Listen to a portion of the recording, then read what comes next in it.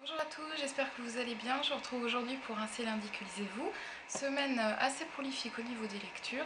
Et donc on commence tout de suite. La semaine dernière, j'ai commencé avec A comme association, le tome 2, Les limites obscures de la magie de Pierre Bottero, chez Gallimard Jeunesse et Rajo Éditeur. Donc c'était une lecture que j'ai effectuée dans le cadre d'une lecture commune sur Livre Addict. J'avais déjà fait la l'essai du tome 1 avec les mêmes personnes, et puis comme ça m'avait plu, je me suis inscrite pour le tome 2. Donc en fait dans le tome 1 on faisait connaissance de Jasper. Ici tout se passe du point de vue de Ombe, qui est l'autre collègue, l'autre agent stagiaire de l'association. Alors c'est un tome qui est très réussi, l'écriture est parfaite. En fait j'ai simplement préféré le premier, tout bonnement parce que j'ai adoré l'humour de Jasper. Je sais que c'est un humour absolument pourri, mais ça m'avait vraiment beaucoup fait rire. Et je trouve qu'on est un peu trop sérieuse à mon goût. Bien que le tome soit vraiment très drôle. C'est une très bonne découverte et je pense que je vais continuer à lire cette saga. Donc ça me plaît beaucoup, c'est très court, c'est un vrai moment de détente, c'est génial. Ensuite, j'ai embrayé avec une nouvelle qui fait beaucoup de bruit en ce moment, tout simplement parce qu'elle était gratuite sur le site internet de Darkis il y a quelques semaines. Alors je suis allée voir et j'ai vu que maintenant il l'avait mise à genre 2,50 € ou quelque chose comme ça, ce que je trouve un petit peu dommage. Donc il s'agit de voilà, L'étrange secret de Finlay Jane de Caddy Cross, donc chez Darkis. C'est une nouvelle que j'ai lue sur mon Kobo. Alors c'est une nouvelle du genre steampunk, c'est-à-dire que ça se passe dans les années 1900, donc autour de la révolution industrielle. Ici ça se passe à Londres, et donc on a en même temps des automates, enfin voilà, une technologie qui est plus avancée en fait que la technologie réelle dans les années 1900. Alors, qu'est-ce que j'ai pensé de cette nouvelle? J'ai pas mal aimé. En plus, je suis pas du tout une habituée du genre steampunk, alors là j'ai été contente en fait de découvrir ce genre. J'ai encore mon chat qui fait des bêtises, super. Bref, donc qu'est-ce que je disais? J'ai pas mal aimé, j'ai vraiment pas mal aimé. C'est une nouvelle qui annonce en fait la sortie d'un roman qui sort je crois fin 2012. Et même s'il y a des choses que j'ai trouvées un petit peu faciles dans la nouvelle, par exemple la fin, le dénouement en fait de l'intrigue, je l'avais deviné à la moitié quoi, de la nouvelle, donc j'ai pas eu trop de surprises au niveau de l'intrigue, mais j'ai trouvé ça assez bien écrit. Les personnages m'ont assez, je les ai trouvés assez attachants, donc je pense que je lirai le roman qui sera publié donc chez Darkis d'ici quelques mois. Voilà. Ensuite, j'ai enchaîné sur donc un livre aussi dont tout le monde parle, donc Starters de Lisa Price, donc dans la collection R chez Robert Laffont. Alors, tout le monde dit que c'est une tuerie, et moi, il y a quand même des choses qui m'ont gênée.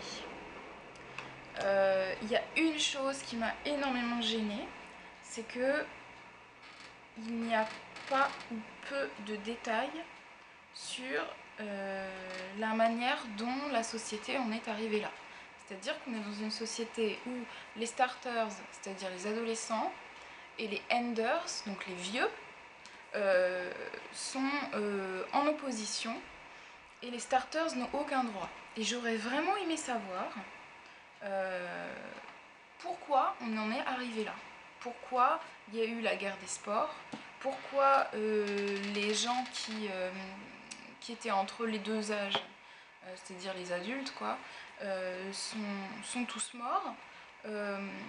Et franchement, en fait là, les personnages agissent évidemment comme s'ils étaient habitués à cette situation. Donc ils ont des réflexions et des réactions qui collent en fait à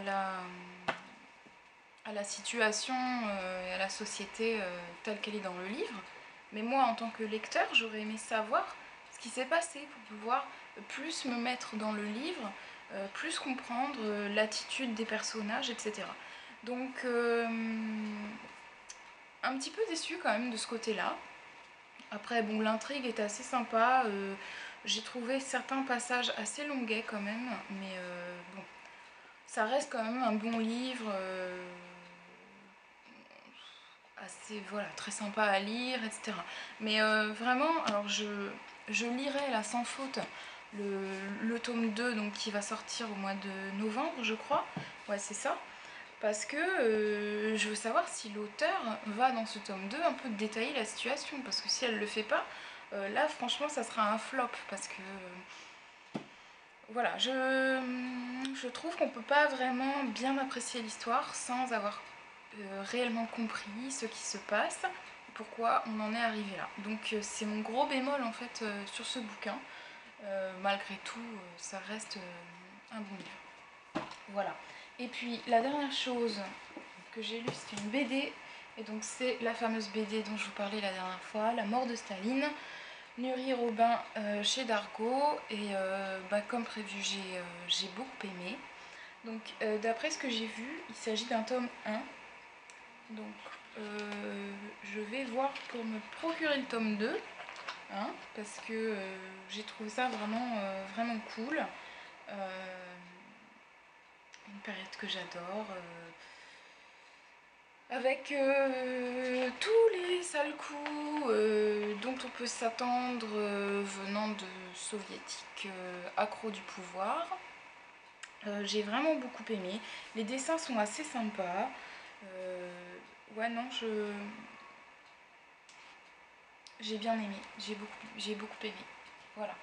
Ensuite, qu'est-ce que je lis en ce moment?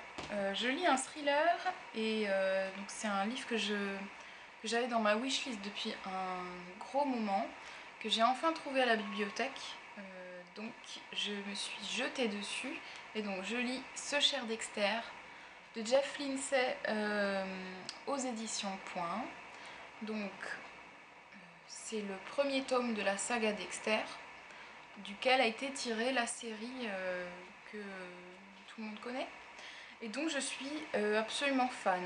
Je crois que Dexter, c'est un de mes personnages de série mes préférés entre tous. Je suis une dingue de Dexter, j'adore Dexter. Enfin voilà, j'ai un amour profond pour Dexter, bien que ce soit un tueur en série. Voilà, je le trouve quand même très terriblement attachant. Et donc là, je suis absolument ravie de découvrir la série initiale en fait en livre dont a été tirée la série télé. Alors là pour le moment, hein, j'en suis vraiment au tout début, j'en suis à 45 pages.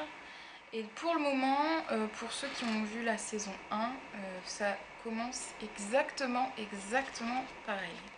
Mais en lisant des critiques un peu partout, j'ai cru comprendre qu'au fil des tomes, l'histoire devenait totalement différente de celle qu'on connaît dans la série. En tout cas que je connais dans la série. Du coup, voilà, j'ai hâte de lire, donc de finir ce premier tome, d'enchaîner ensuite avec les autres. Puis c'est tellement un plaisir de retrouver Dexter que je ne m'en lasse pas. J'adore. Et puis ce que je lirai ensuite, alors j'ai pas trop d'idées vraiment précises. En revanche, je sais que bientôt je mettrai dans mes mains le tome 6 de Harry Potter. Harry Potter et le prince de sang mêlé. Donc là, c'est chez Folio Junior. Parce que oui, honte sur moi, je n'ai jamais terminé la saga Harry Potter. Et ouais, donc c'est un peu la honte quand même, je trouve. Du coup, je me rattrape, il me reste 2 tomes à lire. Ça sera chose faite d'ici très bientôt. Voilà pour mon programme de lecture. Donc j'espère que vous passerez une très bonne semaine, accompagnée de jolies lectures. Quant à moi, je vous retrouve très bientôt dans une prochaine vidéo et je vous dis à très bientôt. Gros bisous!